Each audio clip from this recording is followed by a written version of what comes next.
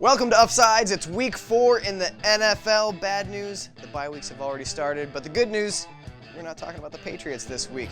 Let's highlight 5 of the best-ish games in the NFL this week. I'm Matt Ufford, joined as always by fact-checker Alex, sound dude Will. Hey guys. What's up?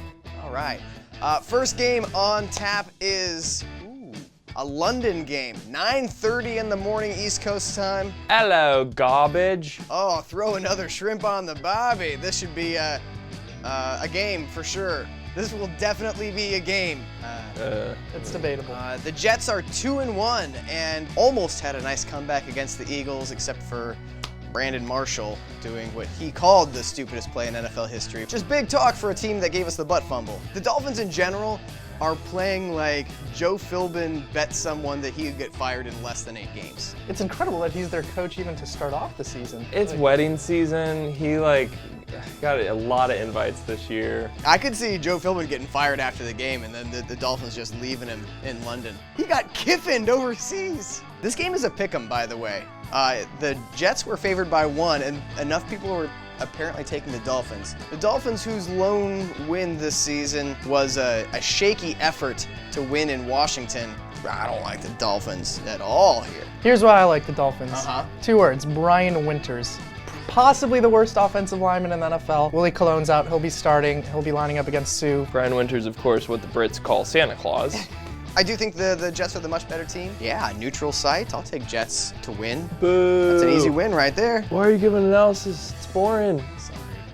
Back to the crumpets! Back to the crumpets! Minnesota at Denver. The Vikings are 2-1. The Broncos, of course, 3-0. This is the only game in week 4 where both teams have multiple wins. Is that even possible? It's incredible. Called it. Adrian Peterson leading the NFL in rushing through 3 weeks. You see that stiff arm he had on the touchdown run? Nasty, oh It's man. almost like he didn't beat the shit out of his son last year.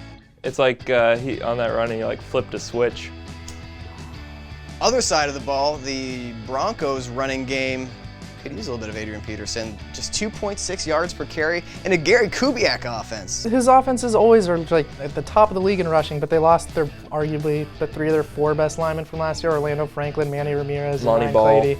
Teddy Bridgewater and Peyton Manning playing at about the same level, I'd say, so far this year. It's about a wash. Game managers who can't complete deep passes. Both teams are playing defense really well, I'd say. The Vikings, despite not showing up in week 1, have since played really solid defense. Broncos, are playing good defense. Broncos playing Because they're undefeated and Manning's playing like. We talked about the Broncos defense last week, but they got that Von Miller, they got that DeMarcus Ware. And no one talks about Chris Harris enough. He's probably a top 5 corner. He's outstanding, but Chris Harris just flies under the radar because he's got a boring name. Let's talk Love more him about, on The Bachelor. Let's talk more about Chris Harris. Give me stuff to talk about him. Next time we talk about the Broncos D. He's just an outstanding cornerback. Boo! That's all I got. Fuck you, Chris Harris. The line here is Broncos by 7.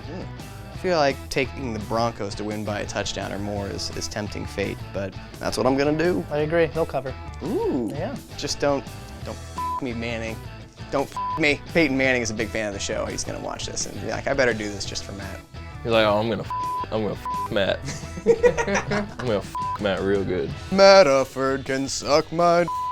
Another late afternoon game that will be on TV somewhere is Green Bay at San Francisco. Be gentle. Noteworthy because anytime Aaron Rodgers is playing, man, is a game worth watching. Rodgers with 10 touchdowns, no interceptions to start this year. He's in God mode. Aaron Godgers. Man, if only the Niners had ever had a chance to draft a quarterback like Aaron Rodgers. Available to them when they needed a quarterback, maybe homegrown Northern California guy. Oh well, too bad, maybe next lifetime. Niners had a bit of a rough week last week. Just a little bit. 47-7. They come back home, they are 1-0 at home this year. Yes, sir. Looking to keep that perfect home record intact. 4-0 in the last 4 matchups versus Green Bay. Yeah, oh yeah, then things have not changed at all for the 49ers since they played the Packers. So tell me how this game is gonna go. They're gonna start the game, me about midfield with a coin. Usually they flip it, give a few rotations, decides, I believe, who wins, but they still play. Yeah. I definitely think it's not going to be a huge blowout like the past 2 weeks. It'll be respectable. Oddshark has the line on this game. The Niners are 9.5-point underdogs. There's lots of nightlife out in San Francisco. Maybe they're like, whoa, hey, oh my gosh, restaurants are open past 9 p.m. You guys see this place? It has more than cheese. They've got like 2 different salads here. And it's not just cheese in the salad. Holy shit, guys. I saw some Asian people. It was incredible. And they're just like up all night with their minds blown by the wonders of the city of San Francisco. Show up tired the next day. San Francisco covers that 9.5 points. But aren't they in Santa Clara? Yeah, I take back everything I said. Can I defend Colin Kaepernick for 1 second? No. Completely inexcusable game last week. A quarter of his passes were completed to Arizona. The right side of his offensive line, though, isn't fit to play high school football. So would you call the wrong side? If only he were mobile and able to run away from defenders. It's like they're your bullies. They really are. They're my mental and emotional bullies. It only took how many years of Uffsides for Alex to crack? We did it! Sunday night football. Cowboys, Saints, 2 high-octane offenses. Wait, Brandon Weeden and Luke McCown? Yep. I think an NBC executive might have just like jumped off a building.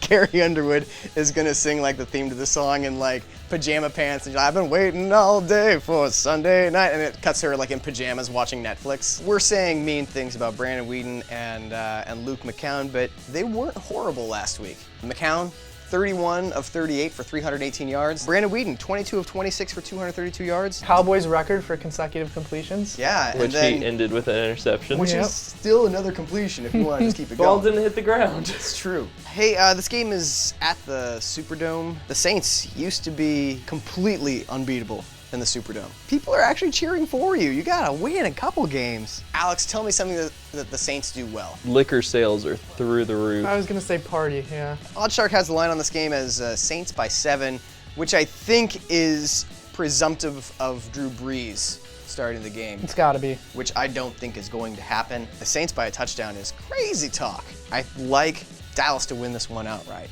Cowboys. Wow, we're all in agreement. Cowboys are gonna win, unless you're calling a tie. Are you calling a tie? No. Monday night football, Lions at Seahawks. Yeah, the Lions are not without weapons. Yeah, Calvin Johnson, Golden Tate, Amir Abdullah's look great. Eric Ebron has actually caught a touchdown pass this year, though. Hands of stone, but sometimes, is able to clump those 2 cement blocks together to come in with the football. You know what it is? They got rid of that fun tight end who liked to dance. Christian Fourier. Joseph. Fourier. Shame that he's gone. Still follow his dog on Instagram. That's a really cute dog. Old It is. Pomsky. It absolutely is. What the f? I only follow like 4 dog accounts on Instagram, and Joseph Fourier's dog is one of them. That's the nicest thing I can say about the Lions this season. I Their still dog Instagram. follow their former player's dog on Instagram. Yeah, the Seahawks slowly getting their back together. Cam Chancellor's now back at the team, but what's not fixed for them is the offensive line, which is still not good. The Bears entered last week without having sacked anybody all year long. They sacked Russell Wilson 4 times. Could be ingredients for a goof about Monday night in Seattle and Golden Tate, Hail Mary related. Oh yes, Probably not. let me just get the ingredients for this upcoming joke together. Let's see. How do I finish off this goof? The line on this game is Seahawks by 10. I am No chance you take the Seahawks. Here's my thing, I'm gonna take the Seahawks. Oof. In the Russell Wilson era, the Seahawks have played at home in the regular season in prime time 5 times. They are 5-0 in those games and 5-0 against the spread. The average score of those 5 games, 31-10. The Seahawks blow out teams in prime time at home. I'll take Lions plus 10. There you go. All right, good times. Hey, thanks for watching our special London episode. We didn't mention we were filming in London. You know, we're all just so jet lagged that it like slipped because we had to fly to London. We spent so much money just to fly over here and recreate our set back home. I think it's cool that you can't tell we're actually in the eye right now and it's spinning. That's what happens with venture capital money, man. We just burn right through that. Hey, thanks for watching. We'll see you next week.